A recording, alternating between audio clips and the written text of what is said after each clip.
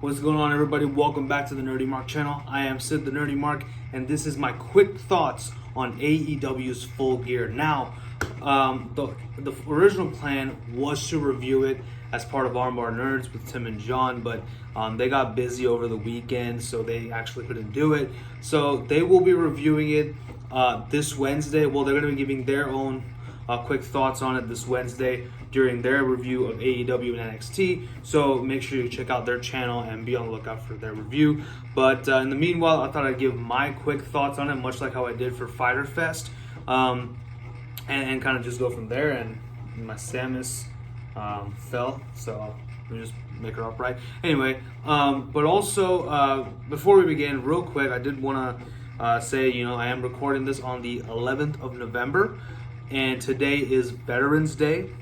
I wanted to first of all thank and appreciate every single member of the United States Armed Forces and say thank you for your service. I know you get that a lot, but I want to say from the bottom of my heart, I have nothing but the utmost respect for each and every single man and woman who serves in the armed forces and risks their lives to ensure that this great nation stays safe. Now, I don't want to get into the political stuff or anything, but I just want to say thank you to each and every person who does that. Anyway, so yeah, but with that being said, let's kind of dive right in to AEW Full Gear. This is raw and uncut. I'm not going to make any edits. We're just going to leave everything in here. By the way, I finally found this sweater. It was literally under my couch, and I pulled it out from under my couch. I was like, oh my god, it's my sweater. So yeah, I'm really happy, and it's getting really cold here in Dallas, Texas, so it's perfect. So anyway, we're already 2 minutes in, so let's kind of just dive right in. I'm going to give my very short and sweet, quick thoughts on every single match and talk about what I like, what I didn't like, and I'll go and kind of just go from there. All right, so let's get started. The first match that we are going to talk about is Britt Baker taking on Bea Priestley. This was in the buy-in. This was the only match on the buy-in. This was an okay match. It wasn't great, but it was decent. I do hope that there is a rematch down the line and we get a much better quality of wrestling between these two, because I know these two are much more capable more than what we saw here, right? But Bea Priestley does get defeated by Britt Baker with the lockjaw, and she wins. After which we had Brandy Rhodes and Awesome Kong come out. Awesome Kong now carrying a karambit, which is the knife she was using, to cut off a good cluster of Bea Priestley's hair after she attacked her, of course, and then sniffs it, which is interesting. I'm pretty sure she's just wondering what kind of conditioner she's using, because I guess Bea Priestley's hair smells really good. So anyway, that was interesting. I wonder if that's what they're going to be doing, just collecting everyone's hair. For what? I'm not sure. Still leaves a lot more questions than answers with this whole Brandy Rhodes and Awesome Kong thing, but I guess we'll see as the weeks progress. Then we get to our first official match of Full Gear, and that is PNP taking on the Young Bucks, and my god, what a great match this was. I thought this was fantastic. My boy Tim and John, Tim especially, continues to urge me to watch Impact Wrestling, which one day I'll get into at some point in my life. I will get into Impact Wrestling, so don't worry. I may not review it, but I might just watch it. We'll see. PNP, or LAX as they were called in Impact, were one of Tim's favorite tag teams. And I see why. These guys are really good. They have that street thug kind of brawler style, coupled with the high flying stuff. A lot of athletic moves. Frankly, I would love to see PNP and the Usos in a match at some point. I know it's probably never going to happen, but I mean, a man can dream, can't he? But anyway, the match finally did end with the Bucks trying to go for the Meltzer driver, but Nick's leg conveniently giving out, allowing PNP to hit the street sweeper for the win, after which we did have Sammy G come out, beat up on the Young Bucks. The Rock and Roll Express, who were sitting in the audience, they came and got involved. they did a very, I forget the name of one of the Rock and Roll Express. Oh, Ricky Morton. Yes, Ricky Morton. I'm sorry. Ricky Morton hits a huge Canadian destroyer over the top rope and a suicide dive. So I don't know what he's been smoking, but I kind of want some of it. Anyway, very good match here. I loved it. Probably one of the best matches of the night. Definitely one of my favorite matches. Yeah, it was good. It was fantastic. Never seen Rock and Roll Express myself, but it was great, and very impressed with Proud and Powerful. So there's that. Then we get Adam Page taking on Pac in another fantastic match. I love this one too. I thought this was like a sleeper hit of the night. I thought that both of these men did a great job. For most part of this match, it was Hangman, and then Pac kind of came in. He hit a gnarly looking suplex onto a chair. That looked very painful, but it was just really good. I don't have too many complaints about it. Maybe it could have been a little bit shorter, but it's okay. I think it is what it is. But finally, we did have Hangman put Pac away with the Deadeye. However, we are getting a rematch, the rubber match between Pac and Hangman Page on this week's Dynamite, so that should be really good. So yeah, that was a good match. Then we move on to Shawn Spears versus Joey Janela. This one, in my opinion, was the weakest match of the night. Didn't really care much about this one. I mean, I'm a fan of Joey Janela. I like him a lot, but I don't really think this was his best match.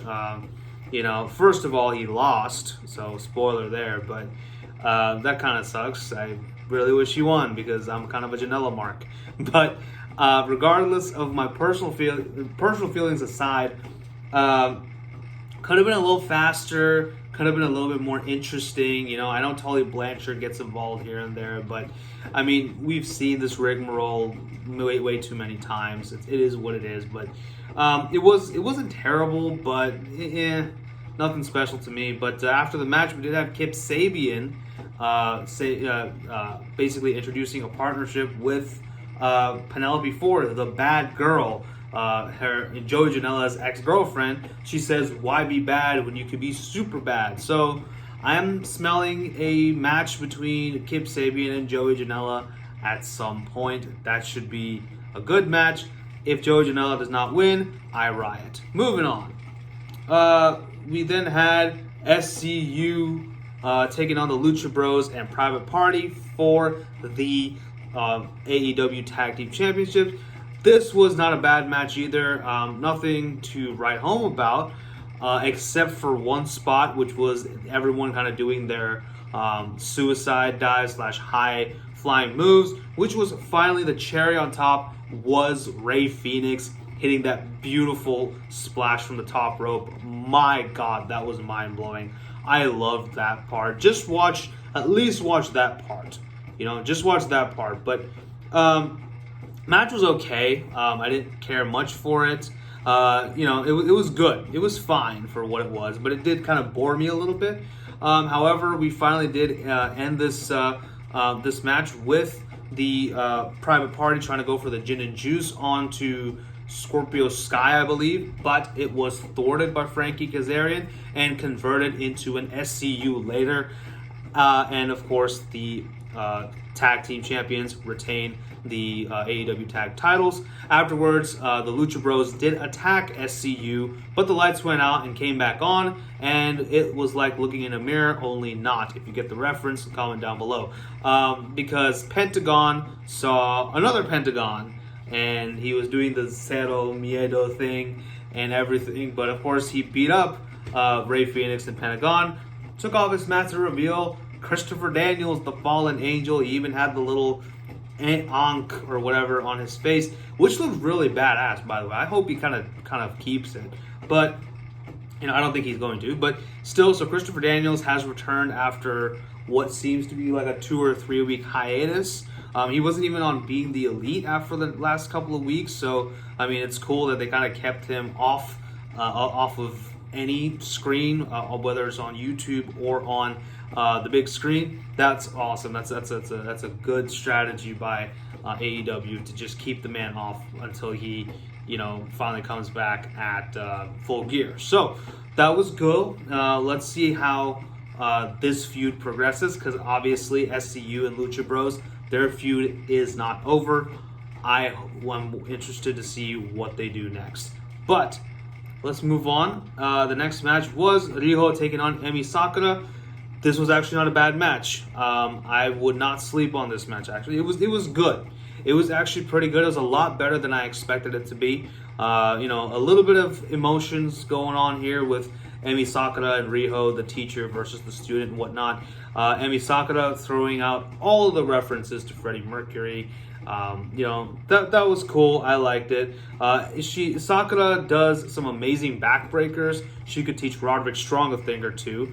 However, finally, this was to no avail, because Riho won. So Riho retains. I don't think I've ever seen Riho use a finisher. Maybe she has. Let me know in the comments below. But I don't really think I've seen her use a finisher. She's usually just won by roll-up, as far as from what I've seen. So if she does have a finisher, I do hope to see it at some point. But this was a fine match. This was a fine match. It wasn't anything to write home about either, but it was good. It was good. Now moving on to Chris Jericho versus Cody. 1 hour time limit. If the match goes past 1 hour, we have a panel of 3 judges, which comprised of Arn Anderson, Dean Malenko, and the Great Muta. And quick side note, there was an altercation in the match, during the match between Malenko and Jericho, and AEW tweeted something about it, and I replied, "This is not the Thrill Seekers reunion we were expecting," or something like that. And Dean Malenko actually liked my comment, so that was awesome. Thank you, Dean Malenko. I really appreciate it. But anyway, this was cool. This was a great match, actually. I don't know why I'm saying it's cool. This was awesome. I have nothing but praise for this match. I don't think... Please go watch it. Just go watch this match. Both of these men put their lives on the line, frankly. MJF was on Cody's corner. Chris Jericho had Jake Hager on his corner. Cody actually went and tried to go for a bump, tried to go for a top rope maneuver onto Jericho, who slipped out of the way, and he landed face first on the steel, on the diamond-plated steel, and that legitimately cut his forehead open. He, of course, has 8 stitches and apparently a chest problem, which is like kind of affects his breathing. Duh. And apparently he's right now not medically cleared to wrestle. So that sucks, and I hope this is a speedy recovery soon, especially after what happened after the match.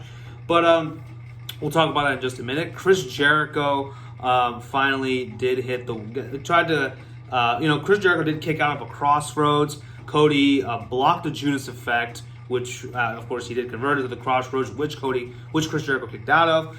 Jericho got Cody in the walls. Cody got out of them. Chris Jericho put him back in the walls, and no, he put him into a weird, an interesting kind of a weird variant of the walls of Jericho, which looked a lot more brutal. I kind of hope he uses that a little bit more. So anyway, but MJF not able to bear seeing his friend in so much pain just for this title, throws in the towel, and Chris Jericho retains, and now Cody can never contest for the AEW World Championship again. Of course, the rest of the Inner Circle come out, celebrate with a little bit of the bubbly. I wish I had my bubbly here, but I finished it. So anyway, but yeah, they do that. After the match, we do have Cody and MJF kind of sharing a moment. MJF is very remorseful. He's like crying. He's like, I'm so sorry. Cody's like, a little bit angry, but he's like, fine, it's okay. Then Swerve, MJF low blows Cody Rhodes and turns heel, I guess. I mean, he was already kind of a heel, but now he's shown his true colors, and MJF, goes to the back amongst the shower of booze, and one of the fans even threw his drink at him. So that was pretty cool. I mean, I mean, we all saw this coming, but I didn't think that it would be so early. And I guess it makes sense because, MJF, his whole narrative is he wanted to get close to Cody so that when Cody maybe won the title, he would turn on him and challenge for the AEW title. But now that Cody can't challenge him for the title, he has nothing left. There's nothing that Cody has that MJF wants, so he's basically just cutting his losses. And so he's like, screw you. But even though he kind of was the one who cost the match. But yeah, I mean, anyway. So it kind of makes sense, but kind of doesn't. We'll see his explanation. Maybe we'll get an explanation from MJF on Wednesday because he deserves to give us one, okay? I don't care how much better than me he is. He owes us an explanation, damn it. So anyway, this was just awesome. Please watch this match if you did not. Then we get to the main event. This was Jon Moxley taking on Kenny Omega in a lights out match. Means no disqualifications, no countouts, no anything goes, and this match will not be on either man's record. Now, I'm actually reading this off of Forbes. They gave this match an F. I don't understand why. I don't understand the backlash for this match. I mean, yeah, it's a very brutal match. You definitely don't want to show this to like a 5-year-old, okay? Like, yeah, then you definitely should be monitoring it. But it was good. I liked the match. The storytelling was there. Both men wanting to prove that they're better than the other by all means necessary. That is the whole idea. Like, I mean, this was basically a Quentin Tarantino movie almost. It's like, like for example, if you watch something like Kill Bill, I mean, there's a crap ton of violence, but there's actually an underlying story, a really good underlying story behind all that violence. So that's kind of what I saw here. It was a Quentin Tarantino movie, but with a lot of substance. Well, I mean, yeah, that's kind of what I could say. Yeah, this was really good. I liked it. All kinds of weapons here. Trash cans, chairs, the usual suspects. Kenny Omega even produced a board filled with mouth traps. Talk about the lisp. I'm sorry. I watched Dusty Rhodes' Hard Times promo today. Maybe that's why. Anyway, so mouse traps and but this backfired because Jon Moxley suplexed him onto them. So that was pretty crazy. Now, yeah, I thought this was a fine match. I didn't think it was nearly as violent as people making it out to be, because these people who are saying it's too far or whatever, they haven't watched any ECW matches, I'm sure. They, if you've watched CZW or anything, or I believe GCW, Game Changer Wrestling, this is nothing compared to what they have there, And honestly, there's a couple of other promotions in Japan which are like literally, it's like, there's a limit to everything. Like people, like, yeah, it's crazy. I mean, hell, even when Jon Moxley was in WWE, that match he had with Jericho, I mean, that was even more brutal. Like, hell, Jericho had thumbtacks stuck to his back. Like, holy crap, that is painful. But we had broken glass here. It was marketed as the glass from the coffee table that Jon Moxley put Kenny through. So that was there. Kenny even, excuse me. Kenny had the Bucks and Adam Page bring out like a contraption of. This contraption was like a big old kind of a table plus board with like a bunch of barbed wire. Jon Moxley suplexes himself and Kenny onto the barbed wire, and the Elite have to help both men out.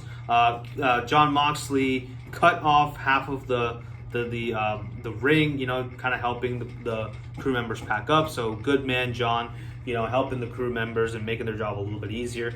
He exposes the wood under the board. And Kenny Omega with a tremendous tribute to Kota Ibushi with the top rope move. But this, of course, backfires. Paradigm shift onto the wood, and Jon Moxley wins. This was a really good match. I loved it, okay? I like this match. Yes, it was brutal. Yes, it was violent, but the story behind these two is not exactly the most amicable story. There's a lot of, anger and a lot of tension between these two. How else do you think this match was going to be? You had to make it a no holds barred match. You had to make it a an unsanctioned match, because these men literally want to kill each other, and that's what almost happened. You know, like there was Omega using his broom and just brushing it across John Moxley's back, and that was the one with the barbed wire. So I mean, yeah, that's what they wanted to do to each other. So you have to understand the storyline behind it is that Kenny has been targeted by Moxley since AEW's inception, and he's getting tired of it. So he's like, you know what? I'm just gonna beat the shit out of him. You know, by any means possible, even if it means I'm gonna kill him. You know. Oh yeah, and there was an ice pick in this match too. That was crazy. I know I joke all the time, but I don't know what's next time we're gonna see a Hattori Hanzo, like a legit Hattori Hanzo is gonna be under that ring. I'm telling you right now. Okay. Anyway, but this was good. I liked it. I liked it a lot. But that's how we end AEW Full Gear. Overall, I thought it was a good show. I liked it a lot. Wasn't as good as All Out, in my opinion. I thought All Out was a little bit better. You know, and of course Double or Nothing was just amazing. I guess, you know, since we are kind of finally, you know, in motion with the Wednesday night shows and everything, now they're like, you know, now they're not building up. I guess maybe they're like, okay, yeah, you know, we can chill a little bit on these matches. So you know, I do wish though that some of the matches like Janela versus Spears was a little bit better. Yeah, I think that's like my only complaint really. And even the women's tag team title match could have been better, as could have the SCU and as could have been the tag team match, triple threat match. You know, like that could have been much better. But anyway, as far as my favorite matches, I did really enjoy. Obviously, the first two matches, Young Bucks versus Proud and Powerful, Heyman versus Pac, Cody versus Jericho, and Moxley versus Omega was a really good match. Okay, so up yours. Anyway, with that being said, my final rating for AEW Full Gear is a very close thumbs up. Like it literally, this thumbs up is coming in like it's barely surpasses the bar. So, you know, I mean, I could maybe do the Orange Cassidy thumbs up, like, because it's not exactly a thumbs up, but it's not exactly the bar either. So I'm gonna do the Orange Cassidy thumbs up for this show. So Orange Cassidy thumbs up, freshly squeezed, I want to say. It's not a new rating, it's just for this one. But yeah, I liked it though. I enjoyed Full Gear. I had a good time with it overall, so that's all I gotta say. But let me know what you guys thought about Full Gear in the comment section below. And as always, don't forget to like, share, subscribe, follow me on social media, tell your friends about the Nerdy Mark, and thank you so much for watching. I'll see you guys next time. Take care.